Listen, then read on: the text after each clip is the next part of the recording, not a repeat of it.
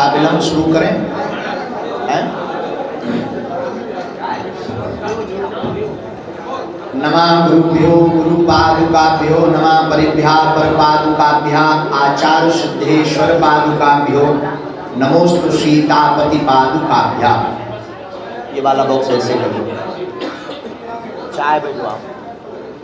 रामचंद्र भगवान की, बागेश्वर हनुमान जी महाराज की, सदगुरु भगवान सन्यासी बाबा की, 1 मार्च से 8 मार्च तक होने वाले कन्या विवाह महामहोत्सव की, अति विष्णु महायज्ञ की, हमारे जिले वासियों की और नारद की भूमिका निभाने वाले सभी प्रियजन पत्रकार बंधुओं की, उनके भी परिवार जनों की, सदगुरु सन्यासी बाबा की।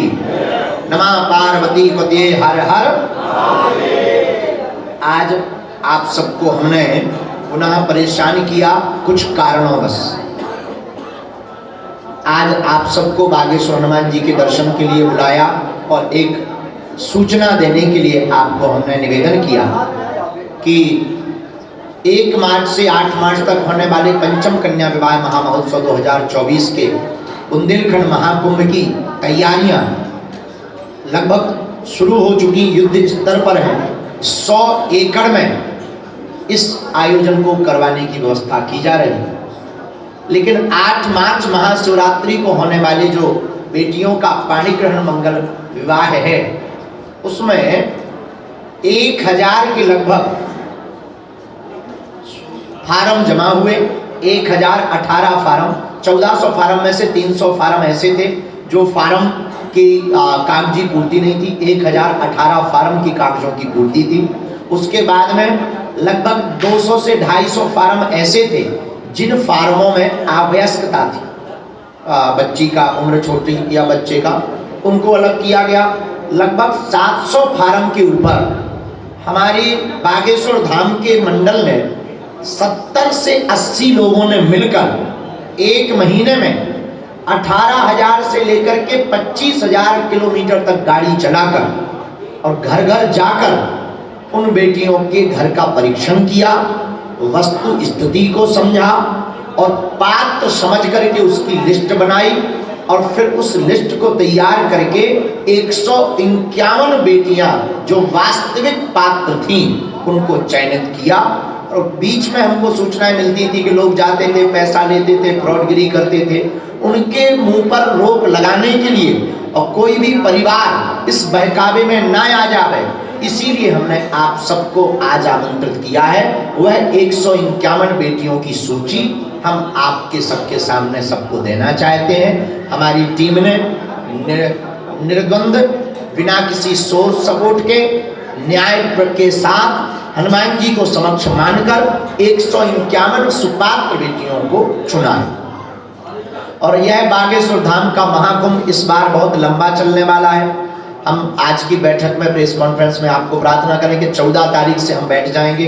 14 फरवरी से 20 फरवरी तक श्रीमद् भागवत कथा सुनाएंगे, रोज 2-2 घंटे की चर्चा सुनाएंगे। 20 फरवरी को विराम होगा, 5 दिन विश्राम होगा, कथा चलेगा, दरबार चलेगा, मिलन चलेगा, व्यवस्था चलेगी। लेकिन 27 फरवरी से यह आयोजन विस्तृत रूप ले लेगा, मार्च वाला।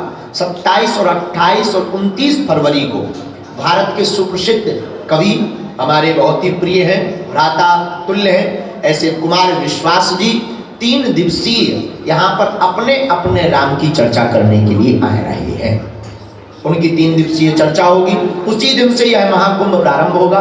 1 मार्च को कलश यात्रा, मंडप प्रवेश के बाद में 108 कुंडीय अति विष्णु महायज्ञ बद्रीनाथ वाले पूज्य महाराज जी के संरक्षण में और लगभग 150 ब्राह्मणों के साथ प्रारंभ हो जाएगा।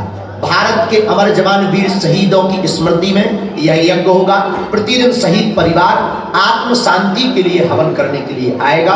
और 1 मार्च से ही भारत के सुमधुर कथाव्यास हमारे बड़े ही प्रिय अनुज, भ्राता अनुज हैं, जिनका नाम पंडित श्री इंद्रेश उपाध्याय जी है, वह कथा करना प्रारंभ करेंगे। 7 मार्च तक कथा चलेगी और 8 मार्च वो दिन है बागेश्वर धाम का जो विगत हमारी बागेश्वर जन सेवा समिति 4 सालों से निसहाय, बेसहारा, दीनहीन, ऐसी बेटियों की जिम्मेदारी अपने ऊपर उठाकर उनको उपहार सामग्री देकर के उनका पाणी ग्रहण संपन्न करवाती है। 8 मार्च को पुनः 151 ऐसी असहाय, बेसहारा, विकलांग, मातृहीन अथवा पितृहीन अथवा मातृ पितृहीन ऐसी बेटियों का 151 बेटियों का विवाह 8 मार्च को बागेश्वर धाम पर करवाया जाएगा और उस महाकुंभ का विराम बेटियों की विदा के साथ हो जाएगा। इसी मध्य में 2 और 3 मार्च को दिव्य दरबार भी लगेगा। हम जो आपकी जिस प्रार्थना के लिए हमने आपको बुलाया है वो हम आपको ये बताना चाह रहे हैं।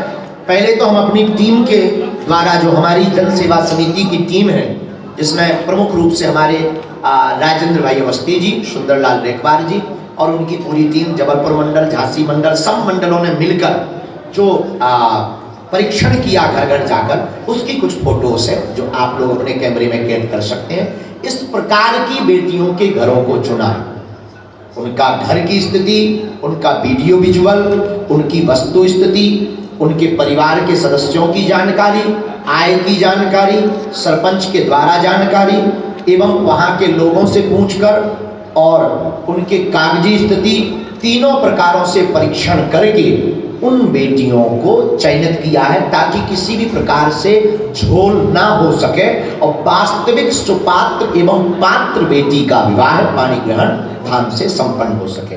यह वो फोटोज हैं जो हमारे बागेश्वर जन सेवा समिति के सदस्यों ने घर घर जाकर मेहनत की और लगभग 18,000 से 21,000 किलोमीटर की कार से यात्रा की उन्होंने 1 माह के अंतर्गत।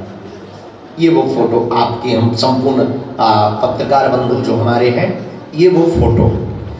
इन फोटो के पहले आपको हमने प्रार्थना की थी फार्म वाली, इस प्रकार के फार्म को भरा गया था और ये हमारे विवाह सत्यापन प्रपत्र है। जो टीम सत्यापन करने घर जाती थी वो इस प्रकार का प्रपत्र लेकर के जाती थी। इस सत्यापन प्रपत्र में वर का नाम, कन्या का नाम, आयु, पिता है या नहीं, माँ है या नहीं, कि मकान कैसा है, घर पर आय के स्रोत क्या है, मकान कच्चा है या पक्का है, अनाथ है, बेसहारा है या परिवार में कोई सदस्य है। इतनी जानकारी लेने के बाद उनका चूल्हा कैसा है, उनका काम क्या है, कृषि है या मजदूरी, नीचे लिख देते थे समिति की अनुशंसा, धाम से शादी करने की अनुशंसा, नोट लगाते थे।